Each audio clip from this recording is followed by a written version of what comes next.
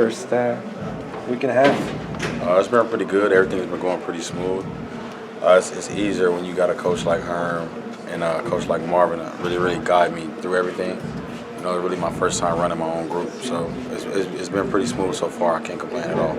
So the things that you're trying to get done, and then how that's actually functioned so far, like, can you just go through that? Yeah. Basically, you mean when it comes to like just football? Yeah, just like make sure that everybody knows what they're doing, assignment, execution, all that stuff. Well, function. It all starts in the classroom, obviously. If you didn't know, the football has classroom as well. So it all starts in the classroom.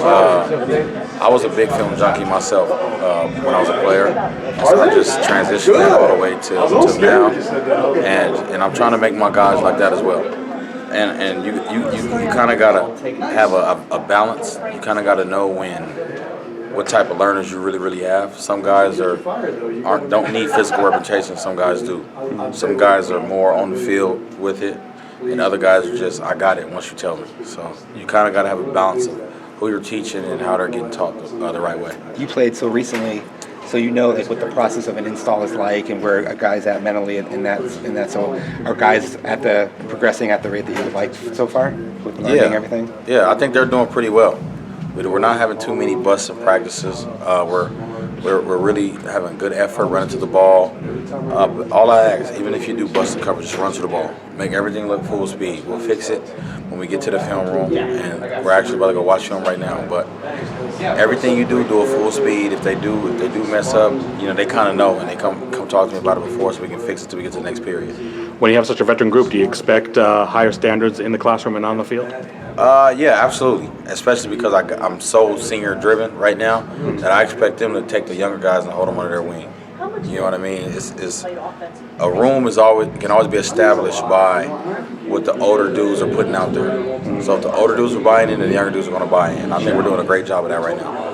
What's the vibe like? Just given that like you played with Jack Jones for a year or two, what's that like? Just given the closeness of the age, the dynamic of you leading them. Yeah, well, the vibe, you got to have a balance, because at some point they got to know that you are the coach, and then there's other points where you're like, I'm only 24, so we listen to the same music. Like if you see me at practice, I'm bobbing around to the same music they bob to. You know what I mean? So there's a balance, and I think Jack has done a great job respecting that. He's listening to everything I say. And the other guys are really paying attention, and the other guys call me coach. Jack calls me Hawk just because, and I think it was weird if he called me coach, but the other guys call me coach. I think we have a great balance going on right now. Is Jack just one of those examples where like so much adversity hits off the field, and he's really able to turn that around and be so productive on the field? Yeah, Jack is special. He's been special since he was a freshman at USC. He came in saying, if you don't remember, he came in saying he's going to win the Heisman as a defensive player. So, as a freshman. Yeah, exactly. So that's the mentality that he has, and that mentality hasn't changed. Obviously, he's matured and he's become an older guy. So with him being an older guy and just going through so much in his life so far, up until this point, he's really become a man, so to speak.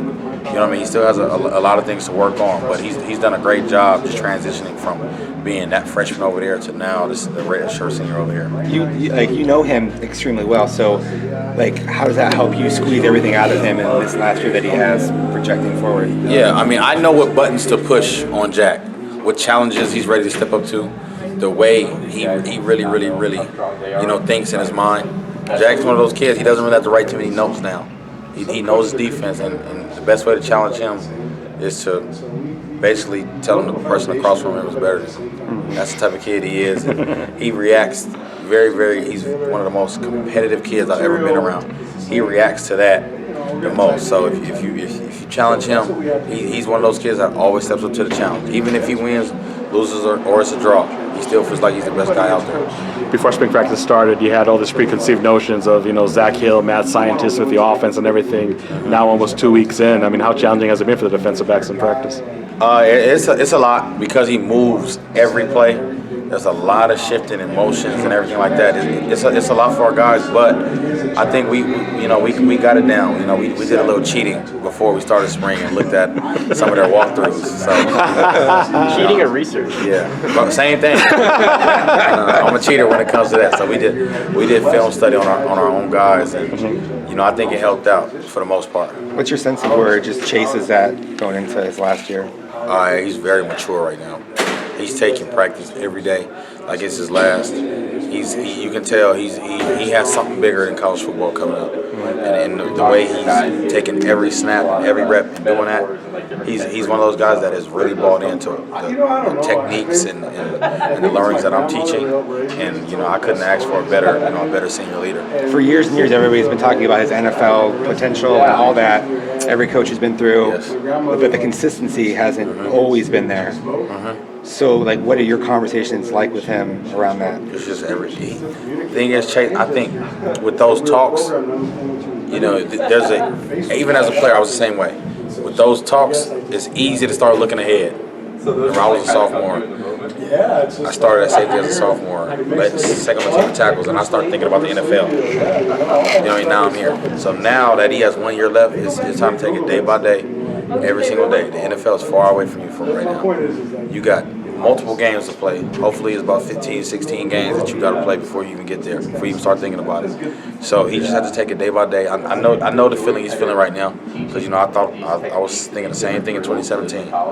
So our talks are just taking it day by day, doing everything you can to better yourself. If you play well this year, then obviously you'll have a chance at the NFL. As a first-year assistant on this coaching staff, how much time do you spend looking at 2019 film, and how much do you just really want to make up your own opinion?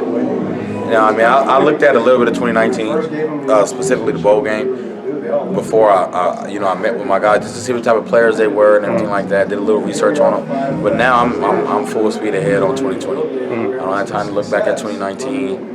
When you get new coaches, you have clean slates. I don't have no preconceived notions on anybody. I'm coming here, everybody will get a chance to play, freshmen included. So when I come in here, it's what are you showing me? Because I'm not listening to the previous coaches. I'm not listening to anybody. It's all my opinion right now. How are these nickel guys doing so far, getting their opportunities? Yeah, they're doing well. Both of them, T. Lee and Jordan Clark. It's just funny how you can go from really being a third guy, and then a new coach, a new system comes in, and now you're out there starting on day one. Running with the ones. You know what I mean? So it just you can tell those guys' confidence is growing every day, especially Jordan Clark. He's getting really, really confident in what he's doing, and I feel like it's really gonna play out. He's doing a great job right now. He just has to keep getting better every day.